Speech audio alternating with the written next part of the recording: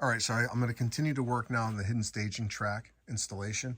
And one thing I want to point out, one of my viewers pointed out something I should be aware of, where I originally had the track cut here, below this this cut in the homosote.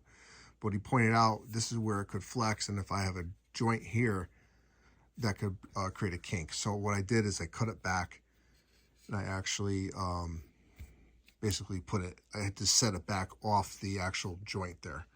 You can see all the track I've been putting in. I'm across this way, coming through here. Now I'm getting ready to tie into the first switch of the ladder. All right, so we'll be right back, and I'll show you some more progress.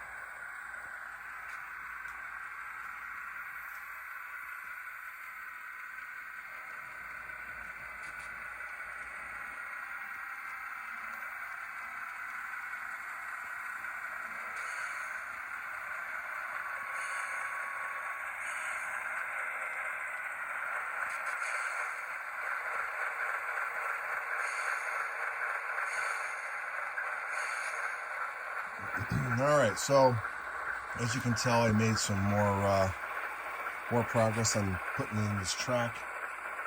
So we're going to continue on.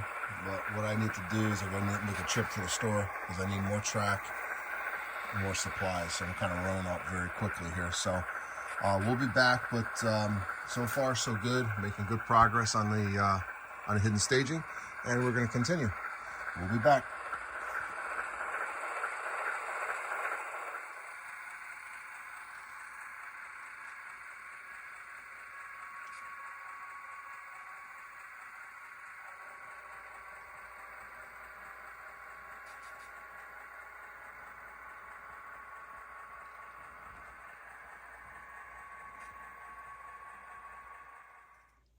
All right, so I'm over on the other side of the layout now, and what I have to do is I'm gonna have to put this track in here, and I'm using my template again, and it's gonna come over here. Now this is gonna be track 19. It's gonna hit a switch, and then it's gonna continue on down to the car float. Now this all is gonna be cut out, and this is gonna be a harbor area. This is actually gonna be Brooklyn, New York, Bay Ridge Yard. It's going to be a really small version of it, but it's still, always wanted to have a car float, and this is actually a perfect little spot for it. So I'm going to have to remove all this scenery, and what I'm going to be doing is taking this track, putting this track in here, then there's going to be another spur that comes off here. This is going to come around and hit the center peninsula here.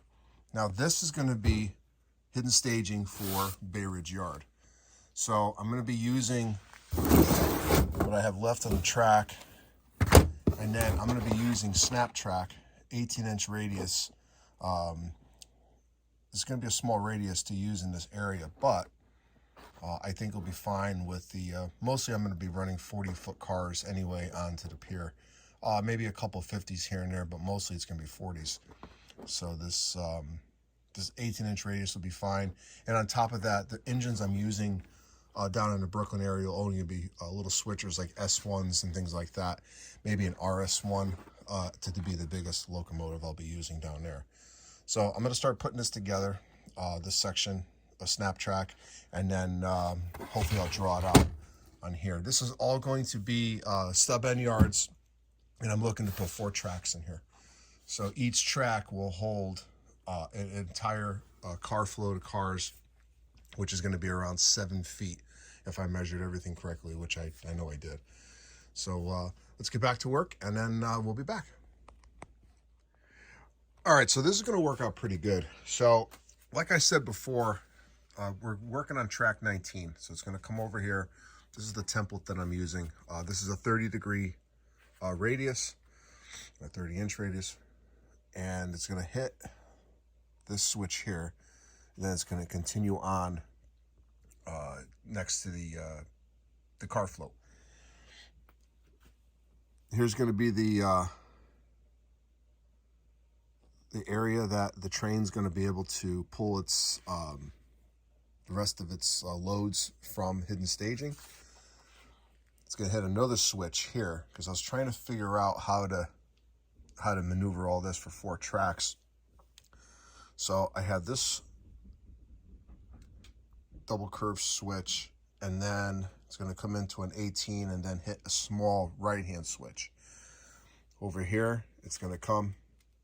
This is going to be the piece of track that I use, and it's going to come all the way over here and hit another switch here. So I need 7 feet of track. So 7 feet is, say, right around here. Let me just double check the measurement. See if I can do this one-handed. All right, let's see.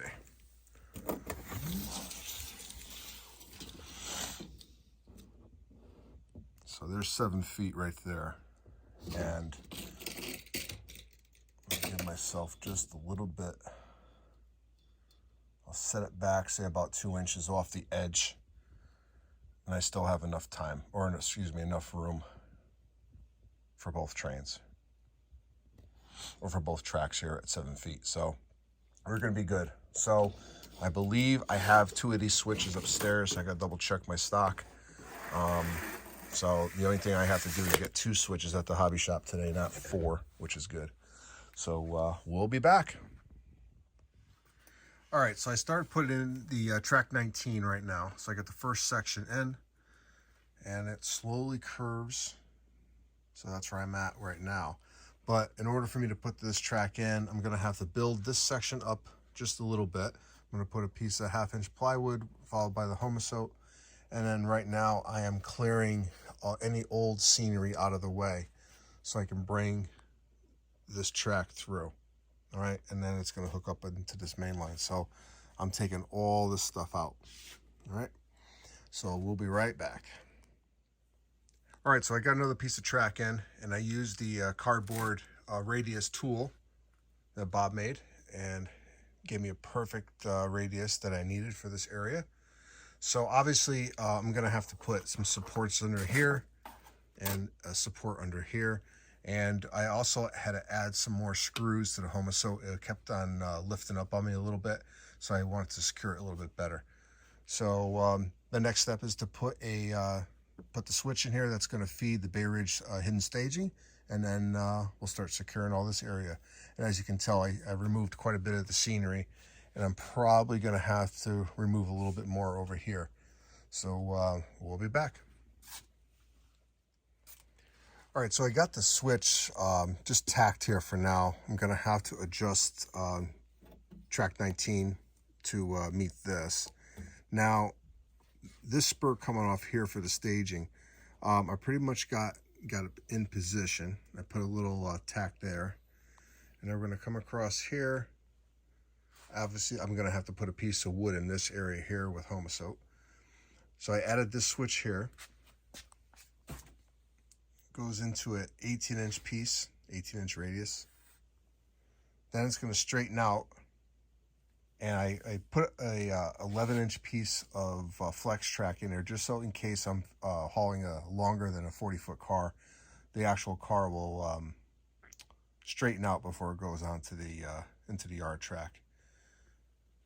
A friend of mine gave me that switch today, so I'm going to be using this small right hand. And then what I'm using as bumping blocks are these Atlas bumping blocks. Now they're going to sit 2 inches from the edge, and then what I did is I just put a little cut into the cardboard just to show you I have enough room for one car float for each track. And so now I'm starting to get ready to put the left-hand switch in there, and this piece here is going to be coming off this spur. So that's what I'm going to do tomorrow. It's 11:30 at night. I'm tired. I'm going to go to bed, and then tomorrow morning I'll start work on it again. So we'll be back in the morning. All right, so I started laying out the track for the main that goes to the outbound yard. And what I'm finding is I am going through a lot of track. So I got enough basically to get track 19 all set up. I'm sorry, track 24 set up. And what I'm going to do is use the rest of my supply of track on the yards, both the inbound and outbound yards. And then if I have to supplement it, I went back into my original stock of track. I'll show you here. This is what I had left over from the original layout build. And I had 15 pieces of track left over. This is actually what's left from a full case. And then also, a friend of mine was selling track, so I was able to pick up another 24. Got 24 pieces in here of Atlas Code 100. The original layout was Code 100. My previous layout was Code 100. And also the switches that I have are all Code 100. So that's what I'm going to use to build this layout. So next step, basically, is to start working on the inbound and outbound yards. But if you notice on the actual areas where the original H&H was, this is all Code 100. So that's another reason why I stayed with Code 100. So I'm making good progress. It's coming out pretty good. And at the next layout update, I'm going to have the wood cut for the center peninsula.